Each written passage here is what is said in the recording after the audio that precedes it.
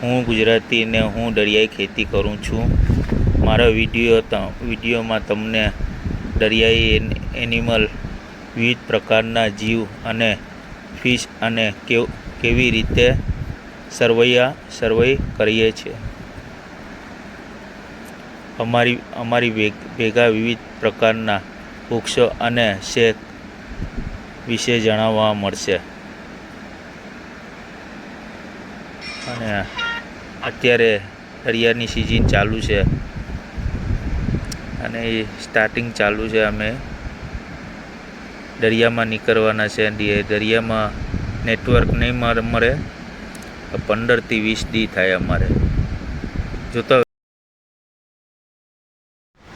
અમે દરિયાઈ ખેતી કરીએ છીએ। દરિયાઈ ખેતીમાં ઘણી બધી વૃક્ષ તેમજ દરિયાઈ ખેતી જાનવર એનિમલ્સ ઘણી બધી વસ્તુ જોવા મળે છે। તમે મારા ચેનલ ઉપર આ બધું જોવા મળશે।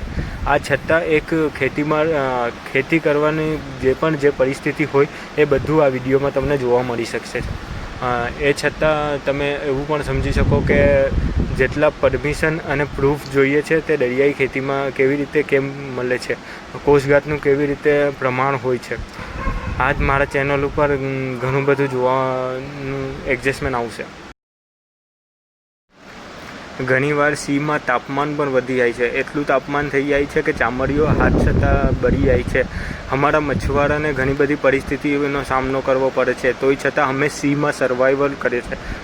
અમને સર્વાઈવર કેવી રીતે કરીએ છીએ એ બધું આ વિડીયોમાં તમને જોવા મળશે। તોય છતાં આગળના વિડીયોમાં તમને ઘણી બધી વિવિધ પ્રકારની જાતિ તેમજ પ્રજાતિને જોવા મળે છે।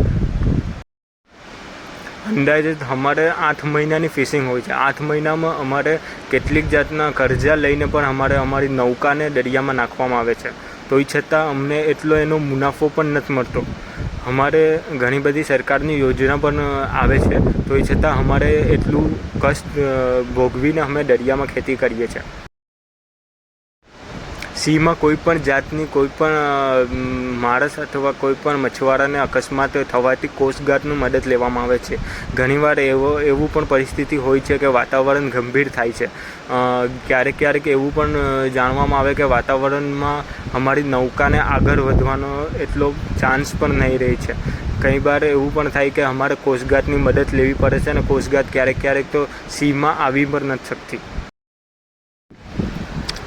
અમારે લોકલ લેંગ્વેજમાં ખલાસી કહે છે, જે મછુઆરાની લોકલ લેંગ્વેજ જેને ખલાસી કહેવામાં આવે છે, ને જે નૌકા હોય છે એને બોટ કહેવામાં આવે છે। એમાં કેટલી જાતનું ડીઝલ ઓર કેટલી જાતનું પાણી લઈને અમે સીમાં જાય છે। નાહવા ધોવાને પણ બહુ તકલીફ પડે છે, તોય છતાં અમે મચ્છીનું એટલું પ્રમાણ હોય છે, એટલી મચ્છી દરિયામાંથી એક્સપોર્ટ માટે જમીન પર લઈ આવીએ છીએ, તો એનો ભાવ એટલો નથી મળતો જેટલો અમે કરી આપીએ છીએ। ઘણીવાર તો એવું પણ થાય છે કે નાવને સીમાં નાખતા જ વાતાવરણનું પરિભ્રમણ થઈ જાય છે, ત્યારે તરત જ નાવ અમને ઉપર લેવી પડે છે। તેમજ ખલાસીના પગાર અને અમારી સેલેરી તેમજ મચ્છીના ઉદ્યોગ પ્રમાણે અમને એમાંથી અમારો મુનાફો કાઢવામાં આવે છે। આ બધું મારા વિડીયો પર આગળ પાછળ જે પણ વિડીયો આવશે એમાં તમને શોધ દરવા અથવા મારા વિડીયો પર તમને મળી જશે। તમે મારા ચેનલને સબસ્ક્રાઈબ કરો, ફોલો કરો અને શેર કરો।